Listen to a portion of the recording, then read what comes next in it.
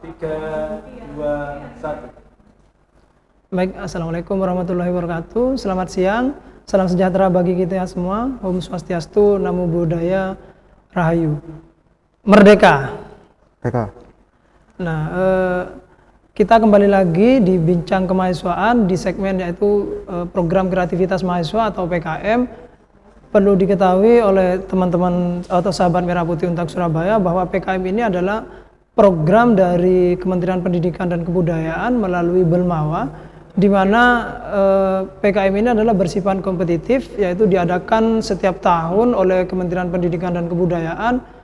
Dan juga perlu diketahui oleh teman-teman bahwa dari semua kegiatan Kementerian Pendidikan dan Kebudayaan di Belmawa, PKM adalah kegiatan yang paling banyak diikuti oleh mahasiswa Untak Surabaya. Setiap tahun itu semakin meningkat PKM yang diikuti oleh mahasiswa Untak Surabaya.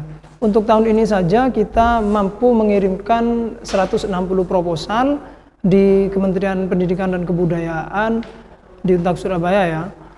Perlu diketahui juga oleh sahabat Merah Putih Untak Surabaya bahwa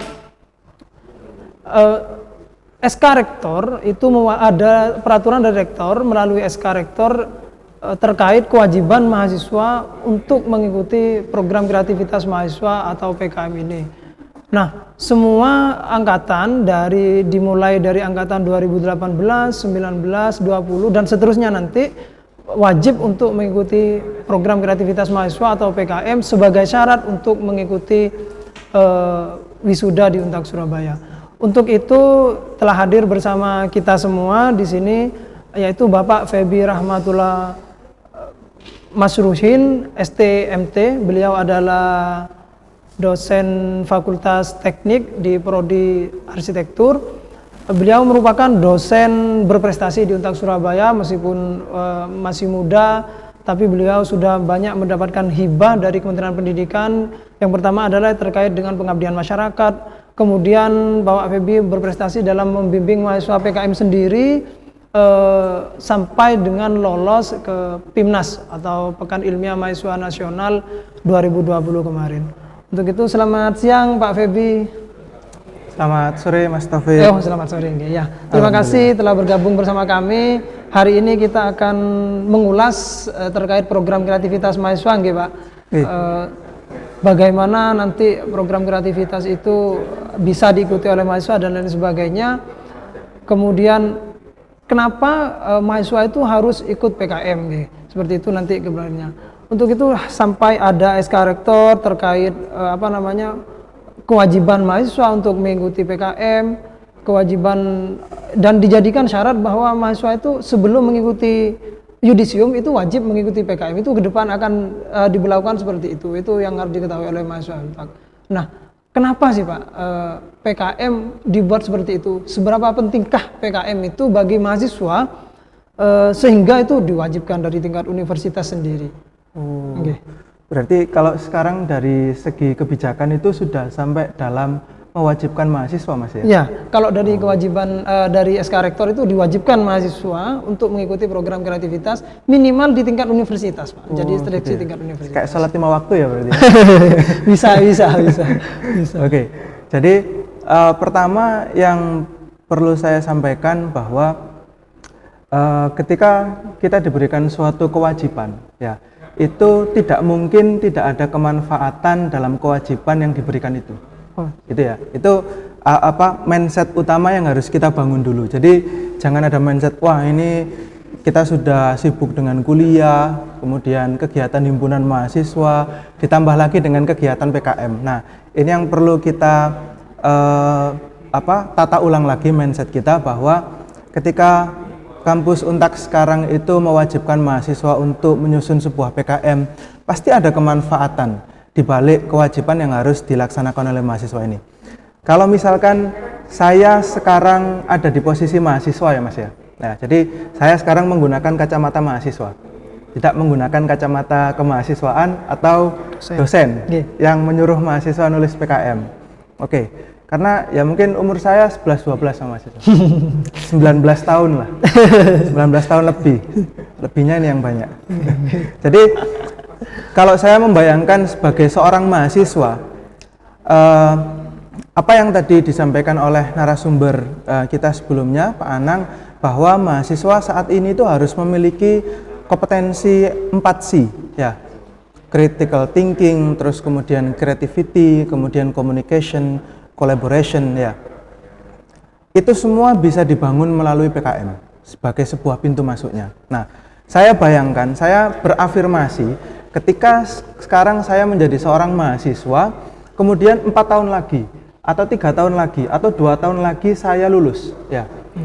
Coba teman-teman juga bayangkan, teman-teman bayangkan lulus ingin menjadi mahasiswa yang seperti apa, ya. Melalui PKM ini, ya, teman-teman itu bisa memulai, ya, rekam jejak bisnisnya teman-teman, ya, untuk membangun sebuah usaha yang teman-teman dirikan, sehingga nanti ketika mahasiswa ini lulus dari Untak, ya, seperti yang tadi disampaikan oleh Pak Anang, mahasiswa bisa tidak hanya memperoleh gelar sarjana, tapi juga menjadi seorang CEO, menjadi seorang business owner, menjadi seorang wirausaha. Sehingga ketika nanti lulus dari Untak, tidak hanya melamar kerja, tapi sudah punya usaha yang kemudian akan didevelop sendiri. Ya, bahkan mungkin bermanfaat untuk teman-teman dan masyarakatnya, karena bisa menyerap tenaga kerja. Atau saya bayangkan, ketika nanti saya lulus dari Untak, saya menjadi seorang employee, saya menjadi seorang pelamar kerja. Ya, bayangkan di tahun ini, tahun depan, 4 tahun lagi, itu ada jutaan mahasiswa yang lulus di Indonesia. Begitu banyak kompetisi yang harus mahasiswa hadapi. Kalau mahasiswa tidak punya track record, ya. Nah, track record ini yang bisa mahasiswa bangun melalui PKM. Dengan PKM, mahasiswa bisa mengeluarkan gagasan-gagasannya, sehingga ketika nanti mahasiswa lulus dari Untak, mahasiswa punya portfolio karya-karya yang itu nanti ketika dilihat oleh perusahaan-perusahaan besar, katakanlah seperti Pertamina atau perusahaan konstruksi, atau bahkan mungkin melamar kerja di luar negeri. Luar biasa mahasiswa ini, sudah punya karya, pernah memenangkan kompetisi nasional dan lain sebagainya. Atau misalkan saya membayangkan ketika mahasiswa selama di kampus ini aktif dalam berorganisasi, aktif dalam kegiatan kemasyarakatan, ya, yang itu adalah dilakukan oleh sesama rekan, atau katakanlah sesama rekan di himpunan mahasiswa atau yang di UKM, ya. Betapa sulitnya ketika kegiatan ini tuh harus mencari pendanaan sendiri, ya, dan lain sebagainya. Nah, melalui PKM ini pun juga mahasiswa itu sebenarnya bisa dari aktivitas yang sudah dilakukan itu kemudian diajukan ke PKM sehingga nanti memperoleh reward yang itu bisa digunakan sebagai ganti yang kemarin dikeluarkan, atau punya suatu gagasan yang bermanfaat untuk masyarakat diusulkan ke PKM sehingga teman-teman ketika melakukan sebuah kegiatan yang bermanfaat untuk masyarakat, baik personal, kelompok atau himpunan, ini bisa memperoleh dana dari PKM. Kurang lebih gambaran-gambaran saya, mahasiswa ini nanti tidak hanya lulus tapi ada nilai plus-plus seperti yang tadi disampaikan oleh Pak Edi. Nah, begitu ya Pak, itu pentingnya PKM. Kemudian untuk menjadi pengetahuan bersama nanti buat teman-teman ini Pak Febi, sebenarnya PKM itu ngapain sih Pak? Apakah PKM itu meneliti, apakah PKM itu melakukan pengabdian kepada masyarakat, atau seperti apa Pak? Kalau yang harus dilakukan oleh mahasiswa terkait PKM ini. Oke, PKM itu kependekan dari program kreativitas mahasiswa, ya. Jadi sebenarnya mahasiswa ini dituntut untuk mengeluarkan gagasan-gagasan kreatif, dan tidak hanya kreatif tapi juga inovatifnya yang akan diwadahi oleh program PKM ini. Nah, jadi katakanlah mahasiswa mempunyai gagasan yang kreatif dan inovatif, itu bisa kemudian gagasannya itu mahasiswa usulkan melalui program PKM. Kalau memang gagasannya ini dirasa memiliki keunikan, memiliki kebaharuan, memiliki kemanfaatan, ini nanti gagasannya yang akan didanai oleh Kemendikbud, oleh Belmawa, yang kemudian nanti bisa mahasiswa aplikasikan, mahasiswa bisa laksanakan. Secara garis besar, PKM ini jadi tidak hanya untuk mahasiswa yang dalam tanda kutip itu pinternya kebangetan, ya. Jadi tidak hanya menutup kemungkinan untuk mahasiswa yang IPK 4, 3,9, tidak hanya golongan-golongan mahasiswa seperti itu. atau tidak hanya golongan-golongan mahasiswa yang pinter nulis. Loh Pak, saya nggak iso nulis, ya gimana saya bisa ngikuti PKM? Jadi tidak hanya mahasiswa-mahasiswa seperti itu, tapi terbuka untuk semua tipe dan golongan mahasiswa. Jadi di PKM ini ada 7 PKM, ada 7 jenis PKM.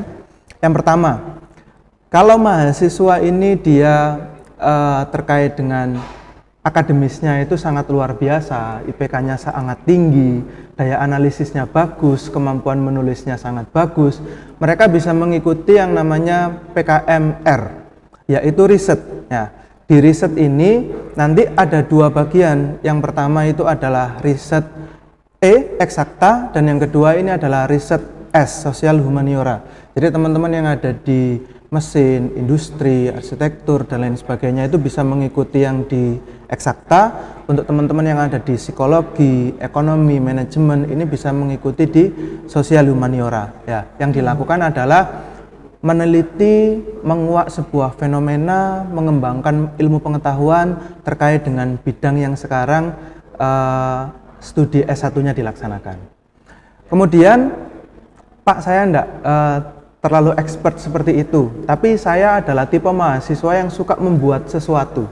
Saya mahasiswa yang suka berkarya membuat ini itu. Nah, ini mahasiswa bisa mengikuti namanya PKMKC, Karsa Cipta. Ya, jadi mahasiswa nanti diharapkan untuk membuat suatu produk, suatu karsa, suatu cipta, ya, yang ada di angan-angannya dibuat, diimplementasikan.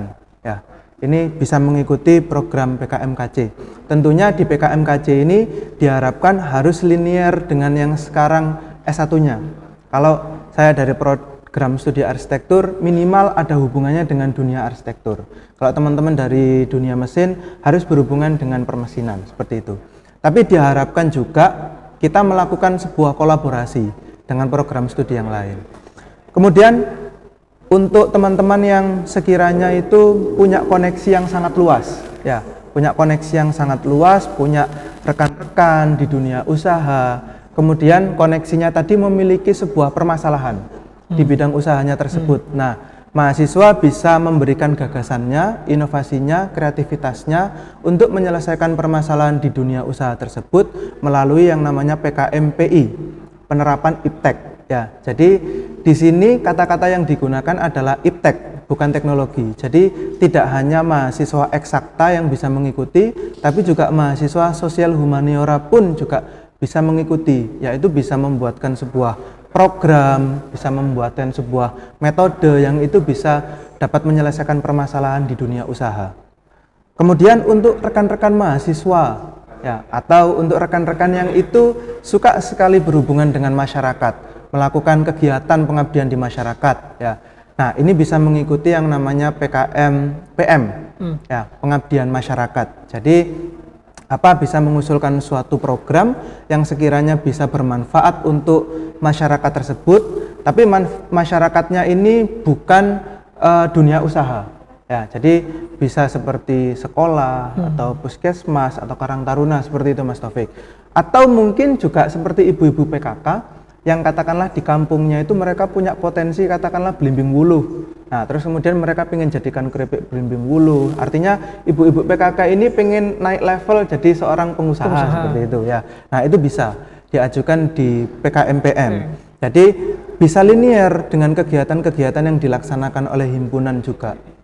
Kemudian menyambung dari yang tadi materi yang sudah disampaikan oleh Pak Anang, ada sekian banyak sekali program-program kewirausahaan yang bisa mahasiswa ikuti. Namun ya ada pintu masuknya sebenarnya untuk masuk ke dalam program-program KBMI tadi, kemudian akselerasi startup dan lain sebagainya. Ini ada pintu masuknya kalau di PKM. Namanya adalah PKMK, kewirausahaan. Jadi di PKM ini adalah pintu masuk mahasiswa untuk mengusulkan gagasannya terkait dengan kewirausahaan. Ketika di PKMK ini itu benar-benar bisa menjadi bisnis yang itu punya kemanfaatan atau punya potensi yang besar. Nah, ini nanti mahasiswa bisa mengajukan ke program-program selanjutnya, seperti yang tadi disampaikan oleh Pak Anang. Kemudian ada lagi yang namanya PKM GFK, gagasan futuristik dan konstruktif. Nah, ini cocok untuk teman-teman yang suka eksis. Ya, jadi teman-teman yang instagramable, suka bikin konten video YouTube, ya, instastory dan lain sebagainya. Nah, manfaatkanlah potensi mahasiswa ini. Di PKM pun menyediakan wadahnya, yaitu melalui GFK. Mahasiswa bisa mengusulkan untuk membuat sebuah video terkait dengan sebuah permasalahan yang sedang dihadapi oleh Indonesia atau permasalahan yang tertuang di dalam SDGs. Ya, jadi memang kalau yang ini itu isunya harus isu yang besar, nasional atau global. Ya, jadi mahasiswa bisa mengusulkan itu. Ketika didanai, mahasiswa membuat videonya. Jadi seperti video dokumenter seperti itu. Ya, ini bisa. Mahasiswa yang suka eksis bisa mengikuti ini. Ya, jadi nanti kerjanya apa, Pak? Habis nulis didanai, yang bikin video. Terakhir diupload di YouTube. Nah, ini adalah 6 ini adalah PKM yang diberikan pendanaan, Mas Taufik. Jadi pendanaan yang bisa diberikan itu adalah 5 sampai 10 juta. Jadi mahasiswa bisa mengajukan 5 sampai 10 juta. Luar biasa angkanya kalau untuk melaksanakan sebuah kegiatan, ya. Kemudian ada 2 lagi PKM yang itu tidak didanai tapi diberikan sebuah apresiasi. Ya, jadi mahasiswa tidak perlu melaksanakan, tapi cukup mahasiswa mengusulkan gagasannya. Kalau gagasannya ini dirasa menarik, nanti Kemendikbud akan memberikan apresiasi. Apresiasinya itu pendanaannya hanya 3 juta. Jadi cuma nulis idenya menarik, kasih 3 juta.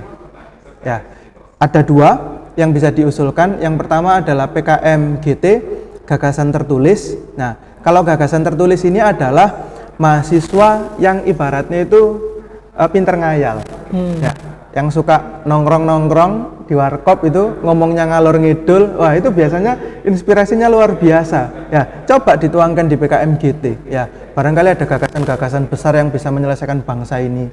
Sama seperti GFK, namun GFK ini kita membuat video. Tapi kalau di PKM GT kita hanya nulis aja ide kita itu seperti apa untuk menyelesaikan kemiskinan di Indonesia, untuk katakanlah menyelamatkan TKI-TKI kita di luar negeri, atau menyelamatkan laut kita, misalkan seperti itu, kita sebagai negara maritim. Nah, nulis aja gagasan-gagasan besarnya teman-teman. Jangan dibatasi hanya di ruang lingkup prodinya saja. Bebas kalau di PKM GT. Diusulkan, diberikan apresiasi. Kemudian ada satu lagi yaitu PKM AI. Artikel ilmiah. Kalau GT tadi adalah gagasan yang belum dilaksanakan, sedangkan kalau di PKM AI itu adalah kegiatan yang sudah dilaksanakan. Ya, jadi kegiatan yang sudah dilaksanakan harus kegiatan berkelompok. Nah, ini boleh disusun rangkumannya, kegiatannya, baru kemudian diajukan. Kalau dirasa nanti kegiatannya itu wah unik ya, oh bermanfaat ya, inspiratif ya, nanti diberikan apresiasi juga sama. 3 juta Mas. Nah, untuk PKM AI ini juga nanti bisa bermanfaat untuk teman-teman mahasiswa secara umum terkait dengan tugas-tugas perkuliahannya. Jadi coba direnungkan semester-semester ini atau semester kemarin, ada banyak sekali tugas-tugas yang diselesaikan mahasiswa secara berkelompok. Tapi mungkin pas saat pengumpulan ETS atau pada saat pengumpulan EAS, tugas-tugas itu hanya mungkin menjadi sebuah berkas. Kemanfaatannya hanya menjadi sebuah ilmu yang mahasiswa pelajari. Tapi berkas itu yang bisa mahasiswa manfaatkan untuk dimasukkan ke PKM. Syukur-syukur kalau bisa dinandai, sehingga 1 semester ini mengerjakan tugas itu diberikan apresiasi oleh pemerintah. Ya.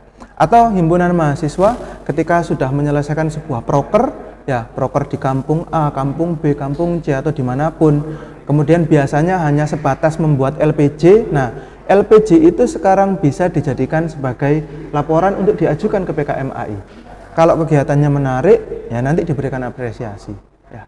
Kurang lebih ada 7 kegiatan itu Mas Taufik, yang bisa diikuti oleh seluruh kriteria atau tipe mahasiswa yang ada di Untak Surabaya. Jadi kegiatan PKM ini sangat-sangat bisa menampung tipologi mahasiswa apa saja nggih Pak? Sangat bisa. Mulai dari yang IPK-nya sangat tinggi, kemudian yang IPK-nya biasa-biasa saja tapi punya nalar kreativitas misalnya dalam bidang ngevlog tadi ngevlog, kemudian bahkan orang yang suka nongkrong di warkop itu bisa ikut PKM dengan apa? PKM GT seperti tadi. Iya. Jadi teman-teman sahabat Merah Putih itu jangan khawatir, PKM ini bukan hanya bagi mahasiswa yang merasa IPK-nya itu tinggi, kemudian dia pinter sekali gitu, cum laude dan lain sebagainya, tidak seperti itu. PKM ini menyediakan ruang-ruang bagi orang-orang yang memiliki tipologi-tipologi banyak sekali gitu ya. Mulai dari tadi yang disebutkan oleh Pak Feby itu, bahkan tadi katanya Pak Feby itu Orkem atau organisasi kemahasiswaan itu dengan LPJ saja yang sudah dilakukan, kegiatan yang sudah dilakukan itu bisa mengajukan PKM. Jadi teman-teman mulai dari sekarang bisa dipelajari nanti PKM-PKM itu apa saja. Nah itu. Sebelum kita lanjut ke pertanyaan berikutnya, bagi sahabat Merah Putih yang ingin bertanya silahkan melalui chat room ya. Nanti kami bacakan pertanyaan-pertanyaan untuk disampaikan kepada Pak Feby. Nah kemudian Pak Feby, apakah PKM ini itu dilakukan individu mahasiswa atau harus berkelompok atau seperti apa, Pak? Oke, jadi di PKM ini tidak hanya sebatas kita dituntut untuk mengeluarkan gagasan kita, ya. Jadi kalau saya bisa bilang PKM ini adalah sebuah proses inkubasi mahasiswa untuk menjadi seorang mahasiswa unggul. Karena apa Mas? Nanti di PKM ini dalam proses pengajuannya kita itu diharapkan melakukan kegiatan secara berkelompok, yaitu 3-5 orang. Ya, jadi kita nanti benar-benar dilatih bagaimana caranya kita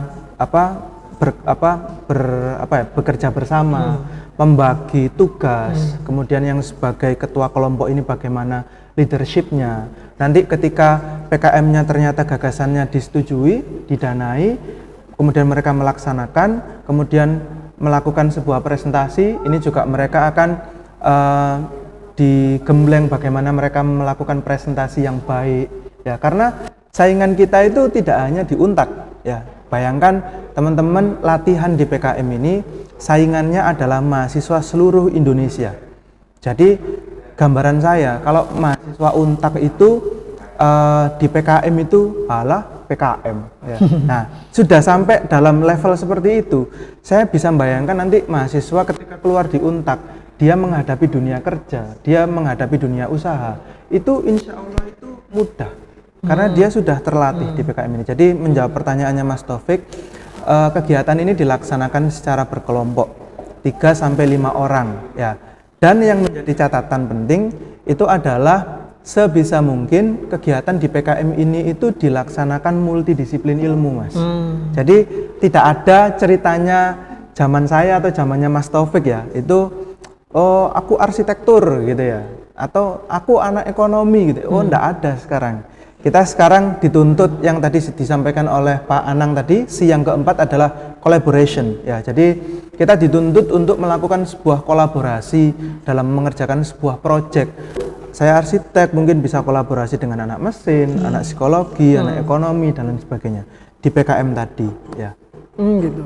Berarti PKM ini wajib berkelompok ya Pak, tidak boleh itu dilakukan secara individu, kemudian dan boleh itu lintas jurusan. Jadi bahkan itu sangat dianjurkan. Oh, bahkan dianjurkan untuk lintas jurusan. Jadi misalnya saya psikologi kemudian ingin ingin ikut PKM yang bagian teknologi tadi Pak ya.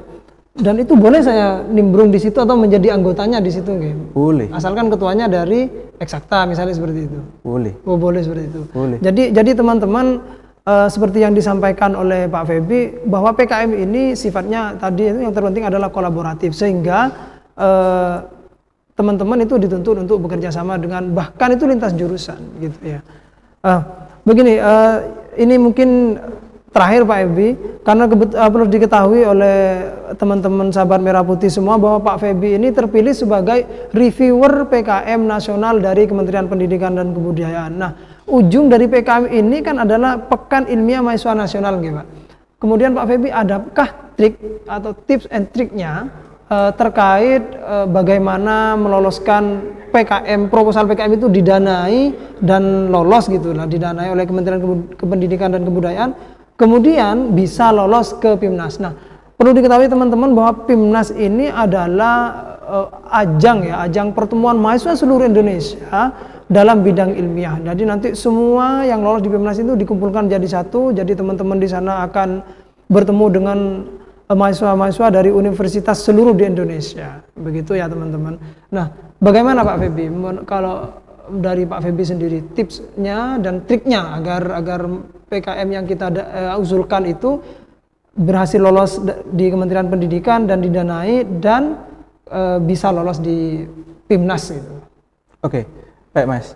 Jadi kalau secara keseluruhan rangkaian kegiatan PKM ini meliputi pertama adalah pengajuan proposal ya melalui laman Simbelmawa. Nanti mahasiswa mengajukan proposalnya, di situ nanti kemudian akan ada pemberitahuan siapa yang lolos, siapa yang tidak lolos. Bagi mahasiswa yang lolos nanti akan diberikan pendanaan sesuai dengan usulan biaya yang diajukan, nanti tentunya sesuai dengan koreksi atau pengurangan dari reviewer. Ya, katakanlah ngajukannya 9,5 juta, mungkin bisa didanai 9 juta, 8,5 seperti itu. Setelah didanai kemudian dilaksanakan kurang lebih sekitar 3 sampai 4 bulan. 3 sampai 4 bulan ini nanti ada 2 kali presentasi. Presentasi yang pertama itu adalah Monef pertama untuk mengetahui progresnya. Biasanya ini di bulan ke-1,5 atau di bulan kedua. Untuk mengetahui progresnya sampai sekarang ini seperti apa, harus bisa mencapai 80%. Kemudian nanti akan melakukan presentasi yang kedua, yaitu presentasi akhir, itu harus sudah sampai selesai semuanya. Nah, nanti setelah presentasi 2 kali, reviewer akan melihat mana-mana yang ini nanti hasilnya pelaksanaannya bagus, yang hasil pelaksanaannya bagus lah nanti yang akan diundang ke PIMNAS. Nah, kemudian nanti di PIMNAS ini mahasiswa juga akan melakukan presentasi kembali. Bagi yang presentasinya ini dirasa gagasannya sangat luar biasa dan lain sebagainya, nah itu baru nanti yang akan ditetapkan sebagai juara PIMNAS. Kalau berdasarkan pengalaman real dari saya kemarin membimbing mahasiswa, ketika mahasiswa ingin mengusulkan dan itu lolos didanai, pertama yang harus dilakukan adalah 1, di PKM ini ada buku panduan PKM-nya. Setiap tahun berubah-ubah. Jadi ketika mahasiswa nanti ingin mengikuti PKM tahun 2022, harus dicari dulu panduan PKM 2022. Pertama, harus sesuai administratifnya ya, karena kalau ada satu saja yang tidak sesuai, contoh di panduan itu mahasiswa tidak boleh pakai cover. Ternyata mahasiswanya pakai cover. Padahal gagasannya luar biasa, nulisnya bagus dan lain sebagainya. Dilihat ada cover, ya sudah dieliminasi. Ya, tidak lolos. Nah, satu adalah administrasi, yang kedua adalah kemudian nanti akan dilihat gagasannya ini, kata kuncinya itu ada 3. Jadi yang pertama itu memiliki keterbaruan atau tidak. Ya, kalau misalkan ini sudah hal yang umum, otomatis tidak akan lolos. Yang kedua, memiliki kemanfaatan atau tidak. Ketika ini memang ini gagasannya luar biasa, tapi mungkin kurang bermanfaat saat ini. Nah, ini bisa jadi tidak bisa lolos juga. Yang ketiga, tidak hanya kebaharuan dan kreatif, tapi juga inovatif. Ya, sesuatu yang memang benar-benar berbeda daripada yang gagasan-gagasan sama yang sudah pernah diusulkan sebelumnya. Nah, kalau 3 ini bisa memenuhi, insya Allah nanti akan didanai. Nah, nanti dalam proses pelaksanaan ada 2 penilaian. Yang pertama adalah Monef 1, ketika mahasiswa sudah bisa mencapai lebih dari 80%, sudah bisa dipastikan nanti mahasiswa akan lolos PIMNAS. Yang kedua adalah ketika mahasiswa itu bisa memberikan atau melaksanakan lebih dari yang dijanjikan di proposal, itu juga pasti nanti akan bisa lolos sampai PIMNAS. Nah, terus kemudian untuk pada level PIMNAS, ya, ketika mereka sudah diundang di PIMNAS berkompetisi dengan seluruh mahasiswa yang ada di Indonesia, ini tantangannya itu adalah mereka benar-benar bisa menyuguhkan sesuatu yang bisa membuat reviewer itu wow. Kata kuncinya itu. Nah, wow-nya ini bisa macam-macam, bisa dari cara presentasi mereka yang unik, ya, bisa dari gagasan mereka itu yang benar-benar itu ternyata diimplementasikan oleh masyarakat. Di PKM tidak menuntut sampai situ, tapi ternyata mahasiswa bisa sampai situ. Ya, hal-hal yang di luar yang sudah diberikan PKM mereka bisa memberikan lebih. Nah, itu menjadi poin-poin yang bisa sampai mengantarkan mereka menjadi juara. Untak tahun 2021 ini alhamdulillah memperoleh gelar juara PIMNAS juara favorit di bidang PKM PI, penerapan IPTEK. Ini adalah menjadi tantangan kita untuk mahasiswa-mahasiswa selanjutnya dalam meraih gelar juara di PIMNAS 2022. Dan pembimbingnya langsung Pak Feby yang lolos PIMNAS kemudian juara favorit. Itu perlu diketahui oleh sahabat Merah Putih bahwa pembimbingnya itu adalah Pak Feby ini. Jadi begitu ya teman-teman, kalau tips dan triknya dari Pak Feby sebagai orang yang pertama kali meloloskan PKM sampai ke PIMNAS itu. Nah, ini menjadi sejarah baru di Untak ya, melalui Pak Feby ini, dosen muda yang sangat berprestasi di Untak Surabaya. Nah, kemudian ini Pak ya, dari teman-teman di Zoom Pak, ada pertanyaan ya. Saya bacakan gitu Pak. Selamat siang, izin bertanya. PKM gagasan tertulis atau GT itu kayak menulis hayalan ide-ide itu Pak.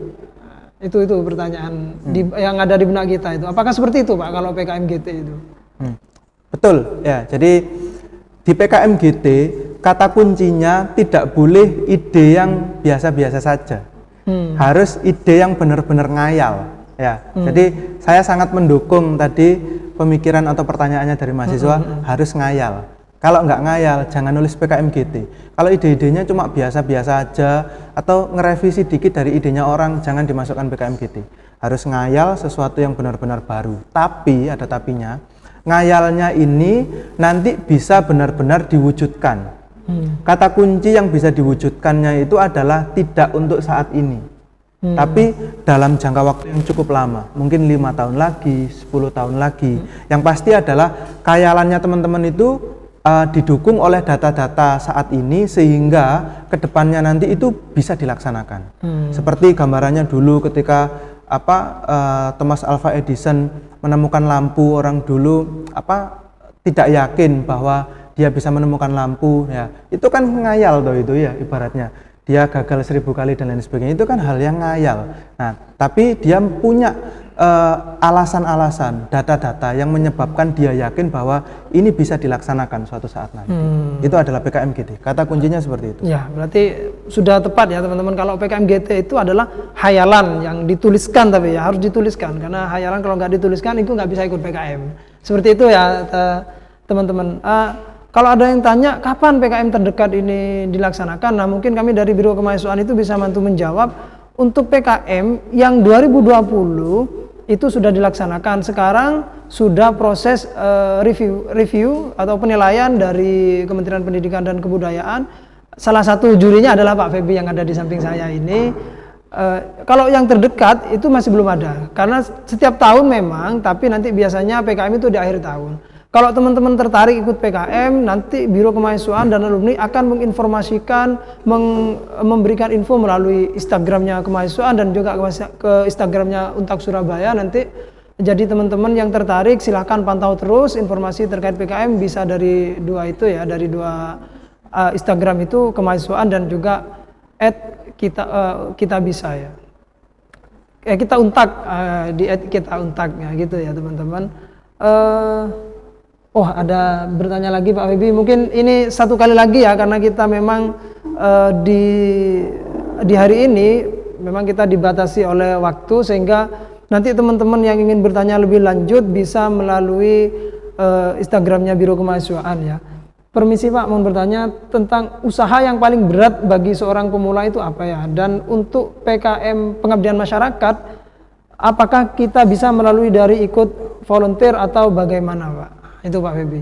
Jadi PKM itu bagaimana sih Pak kalau kita itu ingin memulai, ingin punya semangat untuk ikut PKM, kemudian untuk PKM PM itu apakah bisa dimulai dari kita sebagai volunteer itu?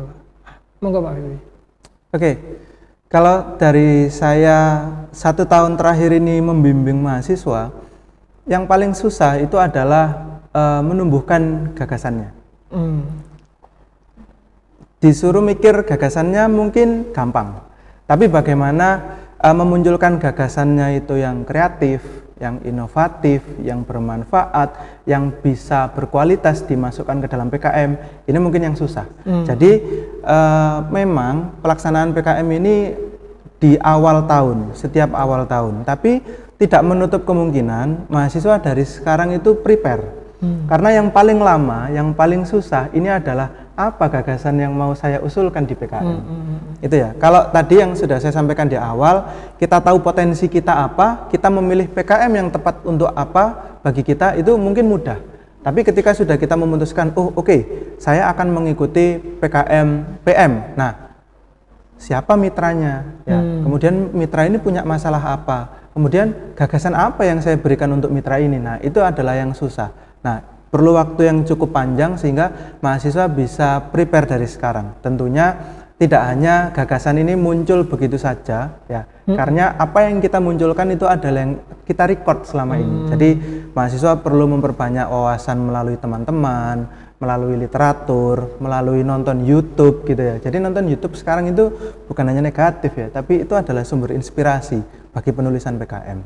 Itu yang terberat itu, dan yang kedua itu adalah nulis ya. Jadi kita sudah punya gagasan yang bagus, kita nggak bisa nulisnya ya, kita nggak akan bisa memajukan ke PKM. Tapi jangan khawatir, karena di PKM ini adalah konsepnya kolaboratif, kita dituntut untuk berkolaborasi antar multidisiplin ilmu. Teman-teman dari prodi A bisa berkolaborasi dengan prodi B dan seterusnya. Nah, ketika mahasiswa punya gagasan yang luar biasa, mahasiswa cari teman yang itu bisa nulis. Kita link and match ya. Ketika mahasiswa punya potensi, aku pinter nulis, tapi kalau aku suruh mikir yang inovatif itu mungkin susah. Nah, coba cari teman-teman yang punya gagasan yang luar biasa untuk kemudian diajak join bareng untuk ngerjakan PKM. Atau juga mahasiswa bisa nanti konsultasi ke BKA ya Mas ya. Ya, jadi Mas, aku itu punya gagasan tapi nggak bisa nulis, atau Mas, aku itu pinter nulis tapi nggak punya gagasan. Nah, ini nanti akan dibantu oleh BKA, dicarikan timnya, sehingga nanti keinginan teman-teman untuk mengikuti PKM itu insya Allah bisa terlaksana. Gitu ya. Kalau yang itu Pak, PKM PM, pengabdian masyarakat itu bisa nggak dimulai dari kita menjadi volunteer gitu? Oke, PKM PM itu PM dan PI harus punya mitra. Ya, katakanlah sekarang kita ikut volunteer di suatu kegiatan tertentu gitu ya. Katakanlah di suatu kegiatan tertentu di kampung yang dekat Surabaya misalkan. Nah, yang kita ajukan nanti di PKM PM, mitranya sama. Mitranya kampung yang dekat Untak tadi, tapi programnya jangan program yang volunteer tadi yang kita masukkan di PKM, jangan. Kita membuat aja program yang itu bisa mendukung program volunteernya, atau program yang bisa melanjutkan dari program volunteer yang kita ikuti tadi. Katakanlah ini sudah selesai, what next? Nah, kita bisa usulkan melalui PKM. Atau kita sedang ikuti nih sekarang, tapi teman-teman ngelihat ternyata kok kurang ini ya. Nah, kurang ini kan tidak diwadahi di volunteer, kemudian teman-teman majukan di PKM. Nah, seperti itu. Jadi bukan program volunteernya, tapi program yang kelanjutan dari program itu atau yang bisa mendukung program itu. Bisa. Nah, jadi gitu ya teman-teman, bisa dimulai dari volunteer tapi bukan program dari volunteernya, tapi apa program berikutnya dari volunteer itu. Begitu ya kira-kira Pak Feby. Baik Pak Feby, karena keterbatasan waktu kita bincang-bincang hari ini terkait PKM, kita cukup sampai sekian. Bisa nanti teman-teman jika ingin tahu banyak tentang PKM, kemahasiswaan akan melakukan seminar dan juga kita share semuanya di grup PKM, kemudian di Instagramnya kemahasiswaan dan Instagram Untak juga terkait semua PKM. Baik, terima kasih Pak Feby atas waktunya, atas kehadirannya, atas ilmu-ilmunya teman-teman. Bagi teman-teman di sini, teman-teman, untuk sesi program kreativitas mahasiswa kita akhiri sampai di sini. Untuk teman-teman sahabat Merah Putih semua, jangan tetap stay ya di bincang kemahasiswaan, karena setelah ini masih ada materi-materi berikutnya atau informasi-informasi berikutnya yang ada di Biro Kemahasiswaan dan Alumni. Jadi teman-teman jangan kemana-mana dulu, begitu ya. Terima kasih. Assalamualaikum warahmatullahi wabarakatuh. Merdeka. Assalamualaikum warahmatullahi wabarakatuh.